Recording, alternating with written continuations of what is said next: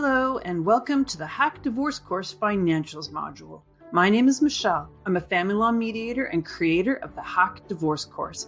Check out the link below to download the free financial module workbook that accompanies these videos. And if you're a DIYer and would like to write your own separation agreement, click on the link below to purchase my definitive sourcebook of family law separation agreement clauses. This one-of-a-kind, indispensable resource will show you a dozen examples of real, comprehensive separation agreements with tips and tools so you can competently write your own agreement. Be sure to like and subscribe, and now, let's get on with it. The key issue with doing a buyout is that the parties need to agree on a price for their home.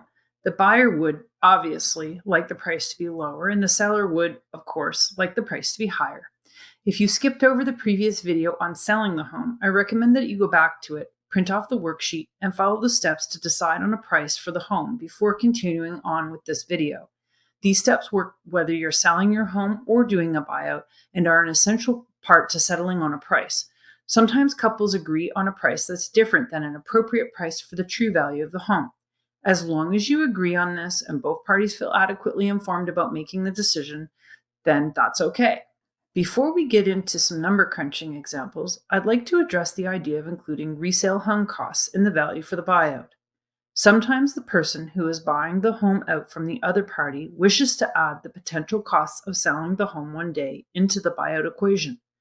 This might include costs such as real estate commission and legal fees. Depending on where you live, this may not be legally permitted. So be sure to check into your local laws governing this aspect of divorce and separation.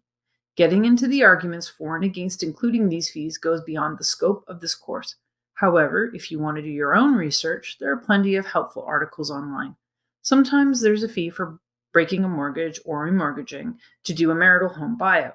In this situation, the parties may agree to split the costs to this fee since it's the result of the marital breakdown. Okay, and now for the calculations you've been waiting for. Figuring out a buyout is usually pretty straightforward. You take the agreed upon price for the house and subtract that from whatever is outstanding on the mortgage for your house. Let's say John and Patricia agree that their house is going to be valued at $500,000 and that the mortgage remaining is $250,000. The difference between the value of the home and the mortgage is the equity that's built up in the home, and it's worth $250,000. To have exclusive title on the home, John needs to buy out Patricia's half of the equity, or $125,000. In order to pay the other party, most people need to include the buyout amount in the remortgaging of the home. Using John and Patricia's example again, we see here that there's still $250,000 left on the mortgage. John will be assuming this by virtue of the buyout, and he will also have to add an additional $125,000 onto the mortgage so he can pay Patricia her half of the equity, the $125,000.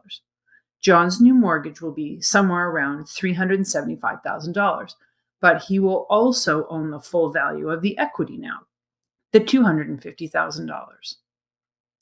As you can see, doing a marital home buyout can put a person into an increased lot of mortgage debt, and it's critically important that the buyer assess if they can actually afford to do this. Remember, the bank will often lend people more than they can actually comfortably afford. This can make a person house poor, as we discussed in video 1 of this module. We will go over the numbers again in the equalization video, so don't panic if this is starting to feel a little overwhelming. Go over the part we just did with a calculator or a pen and paper and see for yourself how the calculations are done. If you know your own numbers, you can insert them into the formulas and get the value for your buyout. Before we wrap up this video, I'm going to give you an example of what a buyout clause might look like in an agreement. So the section would be marital home. 1.1. On the signing of this agreement, Patricia will transfer her interest in the matrimonial home to John for $125,000. John will pay the cost of the preparation and registration of the transfer.